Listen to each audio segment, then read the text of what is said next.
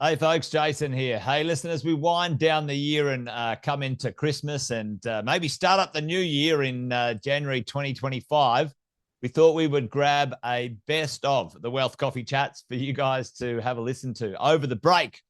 Maybe reminisce, maybe rewind and check out a few things you might have missed over the year and make them easy to consume right there in your inbox or right at your fingertips anyway, folks. So listen, enjoy. Hopefully it gets you excited, keeps you pumped for your property investing journey.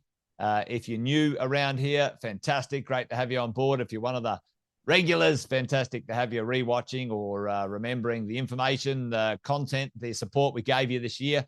And we're going to be doing bigger and better in 2025. So hang around. Keep an eye out, folks. It's going to be a lot of fun. But listen, if you are interested in getting ahead of the game, and starting early in 2025. We do have a bunch of property investment webinars coming up as well. So keep an eye on your emails and wherever the communication comes out for you. You might want to jump on that and get ahead of the curve. But other than that, folks, Merry Christmas, Happy New Year. Enjoy the content we've picked out for you and take care. Bye for now.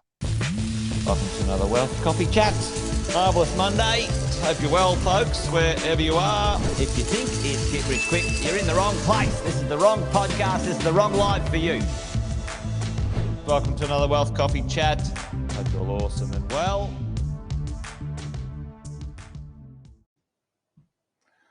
Hey, good morning, everyone.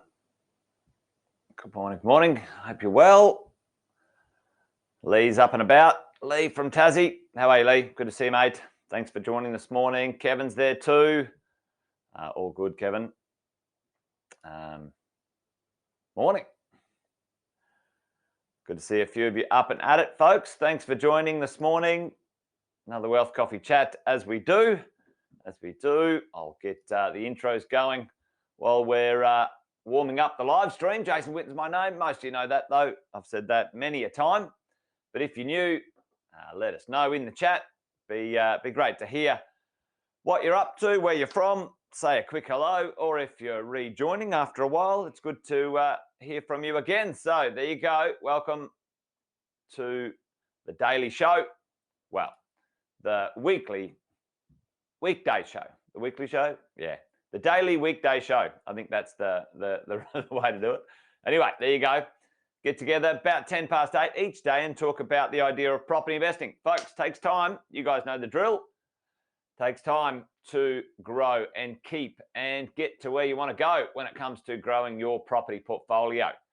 And today I thought we might talk about the concept, a bit of the system behind or overlay or circle around, whatever you want to say, that over the last 20 odd years, coaching thousands and thousands of customers and clients, we've put together a bit of a process where you can, check in on what you're up to and make a bit of a plan when it comes to your outcome or what you need to do, where you're going. Mizu, great to have you here. Welcome. Great to see you here. For the rest of you folks, give Mizu a bit of a hello in the chat. Fritz is there too. Every day we go live, Mizu, so great to have you here, Fritz. Morning, mate. All right, well, let's have a bit of a conversation this morning about, how do you put this together? Now, for me, especially for property investing, the idea of property investing is a very simple equation. It's not necessarily easy. It's not necessarily not complicated. Well, it is complicated to do the thing, but the idea of what is it that you are going to do should be really simple. Now, at the end of the day, the goal for you as a property investor should be very, very straightforward, folks. So, I'm going to talk about that today and, talk about let's not get a tactic confused with a goal or a strategy or, structures. All right. So let's go high level. Let's talk about this morning and play along in the chat if you can. be great to hear from you. Right. Tell me right now about if you're there, what is the goal for you as a property investor? What's the goal? What's the point? Why? What is it? What is it that you want from your property investing? What is it that the property investing is going to create for you? Now go high level and break it down to the simplest thing that you can create as a goal. Folks, put that in the chat for me. And I'm pretty sure it'll be pretty well the same for everyone. However, what is it that you want from your property investing? Most people I talk to want, yeah, exactly. All right. You want an income of some description. And, you know, a lot of people call it, you know, a passive income. Passive income. All right.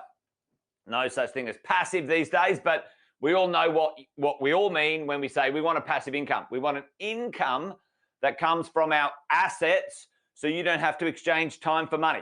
Everyone cool with that? Okay, perfect. That's awesome. Now, this is the goal, folks. Now, what can you get from that goal as all the other things? This is the what, all right?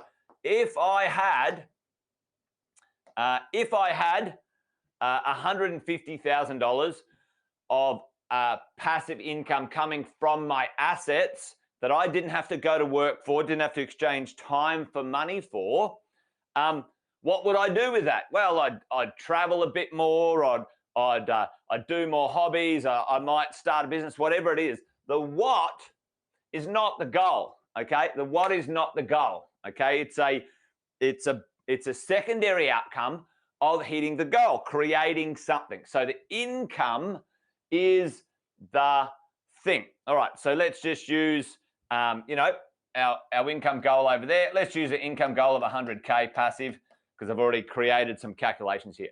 That's what it looks like. Now, some of us, like me, I create income from my businesses as well. So for me, a secondary goal or a goal is something like a place of storage, okay? Instead of storing my cash in a bank, I store my cash in property, and I want to have liquidity, okay? So I've got a goal of $500,000 passive, and I've got a liquidity so I could grab at any moment in time $1 million in cash like that, or $1 million in equity, usable equity. That's a goal for me. So I've got two goals.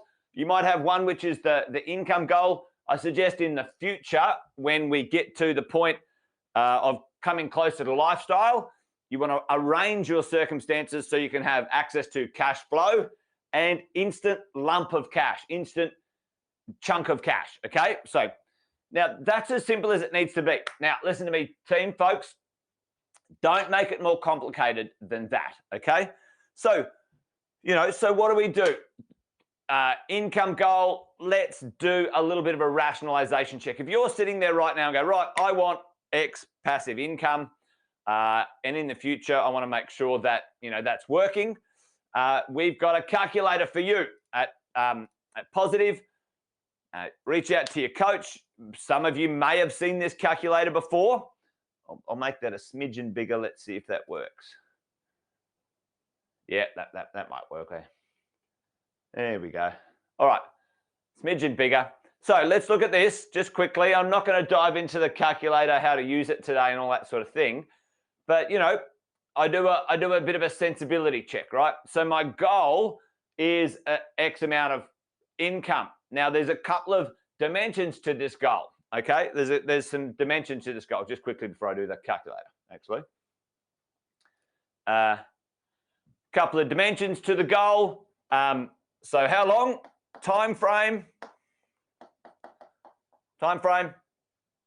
Now, we're property investors. For most of us, we might be creating out of property. So I'm saying 15 to 20 years. And so if you're there, what's your time frame? What's your time frame of your goal, right? I want 100K passive from my assets that I don't have to exchange time for money for within the next 15 to 20 years. Hey, morning, Chris. We've got Jeff in the house. Stephen's there too. Chol. Morning. Good to see you guys. Hello, hello. All right, so I'm on 100K, 15 to 20 years. That's great. That's my goal. Don't make it any more complicated than that. Don't make it any more complicated than that, especially for property investing, especially for residential property investing. Let's do a little check-in. Like I said, let's do a check-in on rationality. Can I achieve that with some basic figures? We go to the calculator. We have a look at our starting position. We have a look at a few properties. And we see, all right, well, can we get there? Can we get there? And this is just something simple. And you muck around with the numbers. You muck around with the numbers, right? So here, 15 years, passive income, 45 grand. You know, will that work? Well, maybe, maybe not. Let's put it out to 20 years. There you go. So between 15 and 20 years, this number is going to work. Now, that's very conservative numbers I've put in the calculator. You know, I've forced no value. I've just bought and waited 20 years, et cetera, et cetera. You know, the yields are pretty simple. There's no extra furniture. Like, there's nothing fancy about it. So can I achieve the goal? You know, rough numbers. The answer is yeah, I can do that. I'm going to try and find my mouse now, wherever it's gone. All right. Can I achieve the goal? Does it make sense? And you know, can that work for me? Oh, geez, there you go. You know, can that work for me with my goal? So I've checked in. What did it mean? That means the goal. Let's have a quick check in on that. Around about 5 properties with a 5% yield, growing at about an average 5% growth. So 5, 5, and 5 over a 15 to 20 year period. That's as simple as it needs to be, folks. Okay, that's as simple as it needs to be. Now, we've put this down. You said, right, I need to buy 5. Now, what do we do? What the conversation is, all right, what's our strategy? And strategy is where we start to talk a little bit about, you know, the big picture. The strategy is like, where? What are you going to buy? Where are you going to buy it? When are you going to buy it, right? What, where, when? So for me, for you, okay, it's residential property, resi property. I'm a conservative person. I want to take, you know, a bit less risk, and I'm happy to wait because I've got a good job or whatever. Or I'm a bit more aggressive, and I want to buy certain properties that I can accelerate the income with, you know, because I've got time and I can take the risk. Whatever it is, strategy. What's your strategy? I'm going to do residential buy and hold. I'm going to do the 5 city strategy that Sam suggests. 5 city is the five major cities in Australia for diversification. You know, 5 cities, a minimum 3. So we've got a bit of a rule. You guys know the drill with our strategy. You know, land tax, exposure to different markets at different times, et cetera, et cetera. You know, 5 cities. So I'm going to buy residential property. I'm going to spread it out between 5 cities, minimum 3 states. So you could buy, let's say, Newcastle and Sydney, right? So 2 cities in the same state, 5 cities, 3 states. Should put that there. 5 cities, 3 states, or 3 states or territories. And when are you going to buy it? The acquisition stage. You guys know the drill. Acquisitions. You know, I need to knock over that acquisitions within the first 7 to 10 years. Okay, that's our strategy. That's what we're doing. And down here, I want at least 2 houses, 2 units, and 1 townhouse. Okay, there we go. It doesn't need to be complicated, folks. Okay, when we put down our goal of creating what we need, you come over here to the strategy. It's residential buy and hold for me. I'm going to have 5 different cities, 3 states. I'm going to do 2 houses, 2 apartments, and 1 townhouse. Why am I doing it like that? The 2 houses, a little bit more land content, often grow at about 1% on average in history. 1% more growth than an apartment or a townhouse. That's big in general. That's not 100% true for everything. Why am I going 2 units? Apartment living, you can accelerate the income. Furnished or short-term letting, I can do that in the future, which is fantastic. Often a bit more difficult to do with a house. So I've got 2. I've got one for growth and I've got one for income acceleration. One of my apartments now, actually 2 of them now, up in Brisbane, fully furnished. I'm getting 8% rental yield. 8%. 8%. My house, I'm getting 4% up there. It's growing a bit more than the other ones, but I offset, right? And then a townhouse, often with townhouses, you can get a little bit of, mixture. It doesn't have to be a townhouse. It could be 3 houses and two units. It could be 2 houses and 3 apartments, whatever it is. I'm done. That's my strategy. Don't overthink it. Don't overthink it, because the thing that we have to do is get to this. We need to get the action going on. Don't rethink it and change your mind and every 5 seconds change your pants. Seriously, folks, the most important thing is to decide what you're going to do and just get on with it. Get on with it, right? I can tell you right now, you won't care a diddly squat if it was an apartment or a house in 30 years' time. You won't. You won't. I'm telling you, you'll get a result either way. And for those people who go around looking at the what ifs and I should have bought a house instead of an apartment, or I should have bought an apartment instead of a house, or whatever. Stop torturing yourself. Just decide and get on with your life, right? This is the thing. This is the thing with this stuff, right? Yep, exactly. Yeah, exactly, Stephen. We've got time frames, okay? As we go. Get cracking. Yep. The most important thing, I think, the most powerful thing is action, not thinking. You can't think yourself wealthy, all right? Think and grow rich. Think and then take some action, which will make you rich, all right? I think that book, should be renamed. Anyway, so you've got your goals, you know your strategy, all right? I want to, residential 5 cities, whatever, and tactics. What are tactics? Loan to value ratios, interest only versus principal and interest. Do I, furnish it? Do I short-term let my property? Do I, renovate? Do I maybe in one of these properties, I do a duplex or a dual income or whatever. These are the tactics that you apply to the strategy. Equity lock,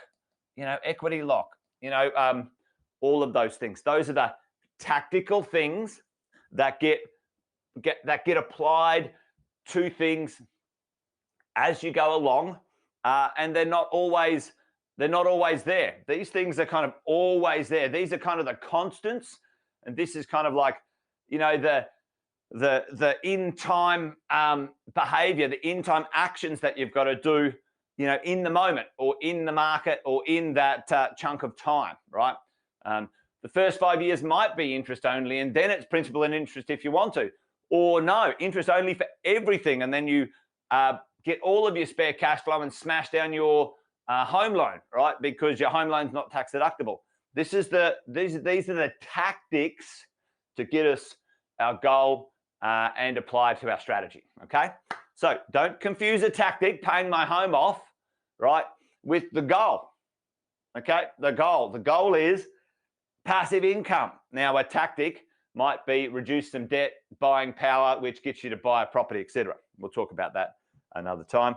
And lastly, structures, very important. How do you own them? So you can own them in your own name, your personal name. You can own them in, I'm doing this in order, an SMSF for property. We're talking about property. And you can own them in companies and or trusts, okay? Now I'll do a bit more of a deep dive on that one at another day. But, for most PAYG, for most career people, it's these two are the most effective. Now, obviously, check in with your financial planner and accountant, but just ask why if they tell you you should set up companies and trusts. And if they say, oh, you're going to get sued, ask them to show you the evidence of that, because there's not a lot of evidence around it, even though it's real. Anyway, I'll do a deep dive on this one. So, all right, I don't have time for a deep dive on that today. So there you go, folks. You got the goal, make it simple. I just need 100K of passive income within the next 15 years. I'm going to buy 5 properties with a 5% yield and a 5% growth. That's my starting point. Done. The strategy, it's going to be residential buy and hold. I'm going to spread it around between 5 cities and 3 states. There's plenty of reasons why. And I'm going to get on with it. I need to get my acquisition done within the first 7 years, 5 to 7. I'm going to get 2 houses, 2 units, and a townhouse, right? Then I need to deploy these tactics. This is where the action comes along. And when I own these things, when the money and the wealth flows through, I want to make sure that it's tax effective and, I stay safe and I can borrow well. All right, that's it. That's the drill. Hopefully that makes sense. Today, where are you at with your plan, your action plan, your goals, your strategies, your tactics, and your structures? If you need a little bit of help, reach out to your coaches, folks. That's what they're here for. We do this all the time, and hopefully maybe that got you thinking today. So that's it from me, folks. Join me again tomorrow for another one. 8:10. I'll see you there. Take care, folks. Bye for now.